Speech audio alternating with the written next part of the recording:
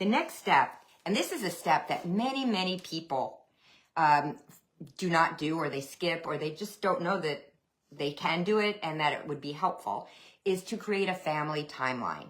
And this is documenting all the milestones of whatever the collection covers. So if you're doing a family legacy of your generation, then it's all the milestones of that generation.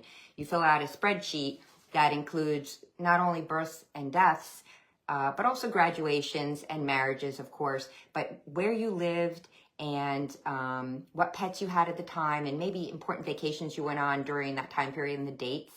And so this will really help you in dating your photos. So Dig Your Photos comes with a sample family milestone or your milestone spreadsheet, as well as a blank one for you to fill out. But once that's filled out, then you transcribe those milestone dates onto a long piece of paper and actually create a timeline with it, a family timeline. And this can be a fun activity if you're involving the kids or grandkids, but this is what you're going to use for the last step, which is to categorize your photos. And categorizing your photos can be really much easier when you have the visual clues of the family timeline. You pick up a photo, first you do your gold pile, and you sort them, like most people will, chronologically on your family timeline.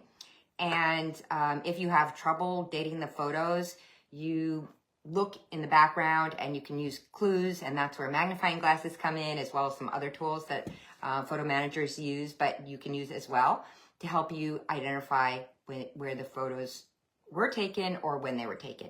And here's a tip also. You don't have to really get the date down by the exact year or month even. You could do it by decade or by generation or by time period in someone's life, like toddler years if you're doing your child, early education, high school, and so on.